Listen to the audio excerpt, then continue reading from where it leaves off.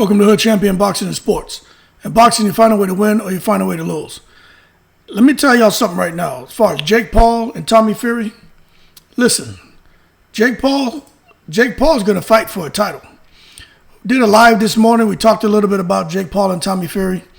But let me tell you guys right now, you might as well get ready to see Jake Paul go on in probably 2024 and fight for a title. Now, what title? I don't know. But I'm telling you right now, it's coming. Now, let's go ahead and understand. Well, let me try to help you guys understand why I'm of the opinion that Jake Paul is going to get a title shot. We talked about this in the live this morning, but I'm going to make it short and sweet, right? If you look at years ago when Jake Paul first was entertaining getting involved with boxing, right? He was already talking about possibly going on and becoming committed to boxing and becoming a champion, right? Fighting Canelo. Bunch of lofty goals. Some of it was nonsense. But then you see what happened when he got involved with Nate Robinson, knocked Nate Robinson out. Then he had Ben Askren, got him out of there. Then all of a sudden Showtime gets involved with him, signed him to a multi-year lucrative deal. Now, when that happened, that's when Jake really started piping up, telling people, I believe in myself, I'm betting on myself, I know for a fact I'm going to get a shot at a title. I know I'm going to fight Canelo. I'm going to fight somebody else with a title. But what got my attention is he kept saying, with a lot of confidence, right, that he was sure he was going to be able to fight for a title. Now, when you look at what has happened over the last couple of years with Jake Paul, he went on, he fought Tyrone Woodley a couple of fights on Showtime, building his platform. At the same time, he's calling out Tommy Fury. Now, we know at the time Tyson Fury was fighting Wilder. Fury is a very big name. Calling out Tommy Fury. Because you got the brother, who's basically the biggest thing in boxing, and now you got the Fury's name. So Jake Paul is attaching himself to the Fury name to continue building his profile. At the same time, he's making huge money in these boxing events. But at the same time, he keeps talking about, I'm going to get a shot at a title. I'm going to get a shot at a title. Everyone's still kind of taking him for a joke. But the guys at Showtime, Espinosa went on record and said, and this is what also caught my attention, how we want to be in business with Jake Paul for many years to come. When he said that, I asked myself, why would Stephen Espinosa come out and speak with so much admiration about having a business relationship with Jake Paul and a long-term relationship involving him boxing? I said, okay, something doesn't seem right about all this, but I couldn't quite piece it together. So then you look, right, and all of a sudden, Jake Paul, he comes out here, he's looking for another opponent, talking about fighting Silva. At the same time, he's still saying he feels that he's getting closer to fighting for a title. All of a sudden, there's rumors about Jake Paul could possibly get ranked. No one's taking him serious. Up to this point, he gets in there to fight Silva. He handles business with Silva. Not everybody, for the most part, is saying he's a boxer, taking him serious, right? He's still calling out Tommy Fury. You guys remember, he's calling out Tommy Fury. But those first two fights, everything fell through. The first fight, don't know what happened on Tommy Fury's side. So, second fight, supposedly Tommy Fury couldn't get in the States. You know, his brother got the whole Kinahan crap going on. Tyson Fury's sibling. As a result, he can't come to the States, right? That's my understanding. But I personally think that they had no true intentions on making that fight anyway. At the time, it was just to keep the Fury name out there, keep building Jake Paul's profile. I think it was a strategic approach. But then you look at where we are now after Jake Paul beat Silva. Now he fights Tommy Fury, right? All of a sudden, fight gets made. Like that. Boom. I'm like, how the hell did they make this fight so quickly? There's all these issues before. Now, if whoever wins, which we know who's going to win, it's going to be Jake Paul, right? When Jake Paul beats Tommy Fury, and look, it could be like someone said, Fury could beat Paul, then they have a rematch, and Paul beats Fury, right? Who knows what happens? Or Paul could beat him, then they have a rematch, because if there's enough money behind it, who knows, right? But what I think is going to happen is Paul will beat Fury, because Fury's getting, my understanding, is around $4.5 million for this fight. I personally think he's cashing himself out. That's just me. But nevertheless, Tommy Fury's getting $4.5 million. Jake Paul's getting a good piece of change as well. But then Jake Paul beats him, and now he gets ranked by the WBC. Nobody else but the WBC. Now, and they're saying it could be in line for a title shot. Not sure what kind of title, interim title, pearl title, the social media title, or, who knows what kind of title it's going to be, right? But there's going to be some kind of title at some point in time. He probably got to get a couple more wins, but it is what it is.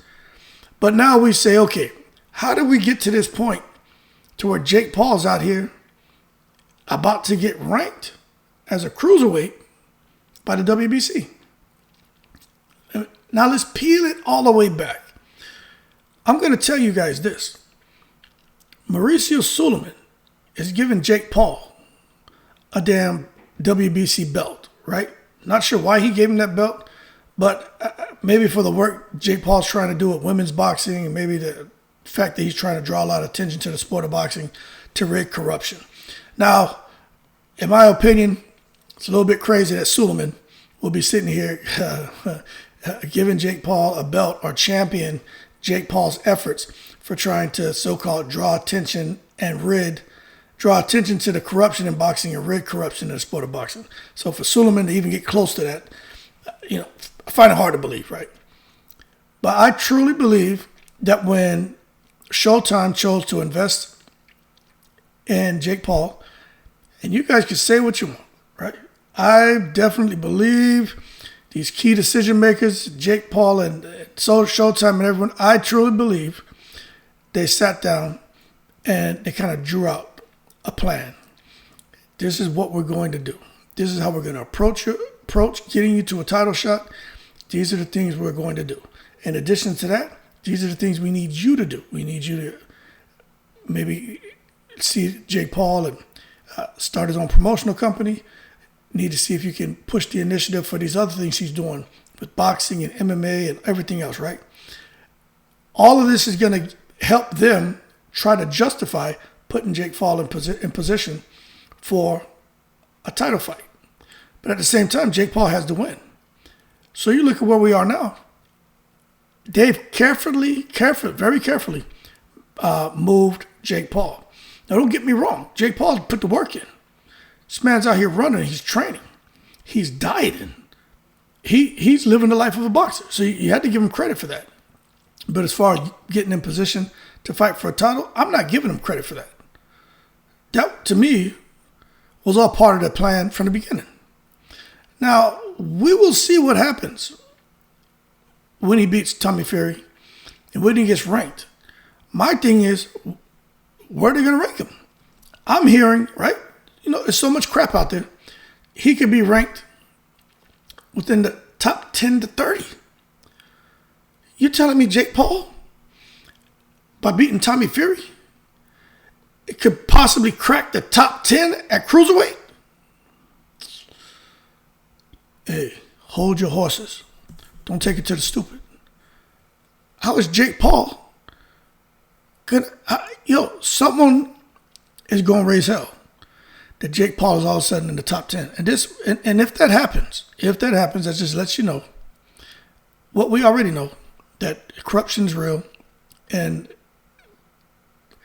these key decision makers behind the scenes, no one cares about doing the right thing when there's money involved. Now, there is a part of me that feels it's outstanding that Jake Paul will get an opportunity. This is his dream, to fight for a title, right? Because I want to see everybody win. But at the same time, if your effort is not as great as someone else's, your reward shouldn't be greater. if your effort is greater, your reward should be greater. And I'm not so sure Jake Paul's effort is as great as other cruiserweights who've been putting the work in and who should be ranked in the top 10 or top 30 for Jake Paul to just come and bump one of those guys out the way and take their position.